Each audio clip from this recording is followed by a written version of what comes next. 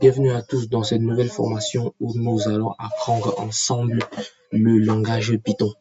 Alors, nous allons voir ce que c'est que le langage Python. Pourquoi faut-il apprendre le langage Python? À quoi sert le langage Python? Et d'ailleurs, pourquoi est-il aussi important dans la programmation et ses différents usages? Alors, déjà, qu'est-ce que nous allons voir dans ce programme? Nous allons voir ce que c'est que Python et à quoi il sert.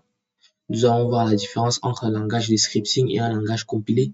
Nous allons voir l'histoire de Python de la version 0.9 à la version 3. Nous allons voir pourquoi Python est aussi populaire. Nous allons voir pourquoi il faudrait apprendre à coder avec Python.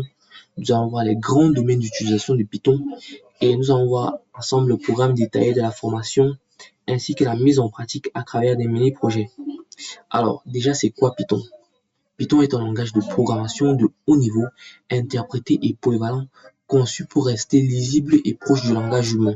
C'est un langage de haut niveau qui n'a pas besoin d'être géré par la mémoire ou le matériel. Ici, on se concentre uniquement sur la logique. C'est un langage interprété, c'est-à-dire que le code s'exécute ligne par ligne sans étape de compilation préalable. C'est un langage polyvalent, c'est-à-dire qu'il est utilisé dans le développement web, dans la data science, dans l'intelligence artificielle, le machine learning, l'automatisation, le scripting. C'est un langage à mille usages, un langage également doté d'une grosse communauté à travers des millions de développeurs et des bibliothèques pour presque tout. Alors, on a une grande famille de langages parmi lesquels on a des langages de scripting et des langages compilés. Alors, c'est quoi la différence entre un langage de scripting et un langage compilé? Déjà, Python et JavaScript, par exemple, sont des langages interprétés, c'est-à-dire des langages de scripting. Java et C sont des langages compilés. La différence change tout. Déjà au niveau de la rapidité d'écriture, de la portabilité et de la performance. Python est un langage de scripting. Il est exécuté directement par un interpréteur sans étape de compilation. Le code est testé et corrigé quasi instantanément. On a une syntaxe concise, très lisible pour un humain. On a également une grosse portabilité car le même script tourne sur Windows, Mac et Linux. Par contre, dans l'exécution, voilà, c'est un peu plus lent qu'un langage compilé, mais contrairement au langage compilé qui est traduit par la machine, par un compilateur avant l'exécution. Alors, il faudrait savoir ici que les langages compilés utilisent ce qu'on appelle un compilateur. Un compilateur, c'est un programme qui va transformer ou qui va traduire le langage de programmation en langage binaire. Comme vous le savez, les machines comprennent le langage binaire, c'est-à-dire le langage des 0 et des 1. Alors, c'est quoi l'histoire de Python? En 1989, on a l'idée qui nous vient de Guido van Rossum, qui imagine Python pendant les fêtes de Noël comme successeur du langage ABC. En 1991, on a la version 0.9, qui est la première version publique. Déjà les fonctions, les classes, les exceptions et le typage typique. Ensuite, en 1994, on a l'ajout des outils fonctionnels, comme lambda, map, filter, on verra, et d'un vrai écosystème de modules. En 2000, on a les compréhensions des listes, les ramasse-miettes, Python 2 qui devient standard pendant 20 ans. En 2008, il y a une grosse réforme. Il y a une refonte du langage avec un Unicode natif, du print, une division exacte et pas de rétrocompatibilité. 2020 marque la fin de Python 2. Le support officiel est arrêté, tout l'écosystème bascule définitivement vers Python 3. Alors, comme vous l'aurez douté, on a deux versions de Python, qui est la version Python 2 et la version Python 3. Alors, la version Python 2 qui est apparue au début des années 2000 a cessé d'être supportée en 2020. En 2008, l'équipe de Python choisit de corriger les défauts de conception profonds, quitte à casser la compatibilité avec l'existant.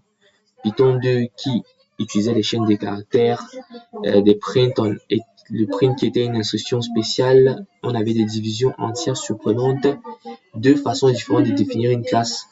Python 3 qui est le standard actuel, est venu modifier tout cela et apporter une touche de légèreté et de modernité dans le code. Alors, dans cette formation, je rappelle que nous utiliserons exclusivement Python 3 qui est aujourd'hui la version utilisée partout dans le monde. Alors, pourquoi Python est-il partout? Vous allez me poser la question. pourquoi voit-on Python dans le développement web, le développement du logiciel et ainsi de suite. Alors, Python est le langage le plus populaire des classements TIOB et Stack Overflow. Stack Overflow qui est l'une des premières plateformes de développeurs dans le monde. Python a plus de 30 années d'existence et s'améliore chaque année. Python a plus de 1000 bibliothèques prêtes à l'emploi via des pips et des pipes. Python est 100% gratuit, open source et multiplateforme. Que vous soyez sur Windows, Mac ou Linux, il n'y a pas de problème. La syntaxe est lisible, proche de l'anglais courant. Le code se lit presque comme une phrase. Python a une communauté immense avec des forums, des tutoriels, des réponses disponibles pour chaque problème rencontré. Python a un écosystème riche, des librairies pour la data, l'IA, le web, l'automatisation et plus encore. On a des résultats rapides, on construit quelque chose de concret dès les premières lignes de code. Pourquoi apprendre à coder avec Python? On a une syntaxe pensée pour les débutants, c'est la raison pour laquelle nous allons apprendre ce langage. On a des résultats visibles dès la première heure, pas besoin de passer plusieurs heures. Dès quelques lignes, vous pouvez déjà commencer à écrire du Python. Une base solide pour progresser avec des concepts qui se retrouvent dans tous les langages et un langage très demandé. Python est notamment utilisé dans la programmation d'intelligence artificielle, de machine learning, de data, du web, ainsi de suite. À quoi sert Python concrètement? Je l'ai déjà dit, Python sert dans l'intelligence artificielle, la science et la recherche, les jeux vidéo, l'automatisation, la data science et le développement web. Alors, qu'est-ce que nous allons voir dans cette formation? Nous allons construire vos fondations Python étape par étape de la syntaxe de base jusqu'à vos premiers mini-projets à travers les variables et les types de données, les conditions if, elif et else, les boucles for et while, les listes et range, les fonctions, les dictionnaires, les modules et bibliothèques, les exercices et mini-projets et une introduction à la programmation orientée objet que nous allons voir en fin de formation. Alors, déjà, voici une syntaxe de base avec des variables, des types et des types de données que nous allons voir dans les prochaines vidéos avec des conditions, les listes, les compréhensions, les fonctions, les dictionnaires, les modules avec des exercices et d'autres premiers pas vers la programmation orientée objet. Alors, la prochaine étape sera d'installer Python et d'écrire ensemble notre premier programme. Je vous souhaite de suivre cette formation dans de bonnes conditions et à très vite pour la prochaine vidéo.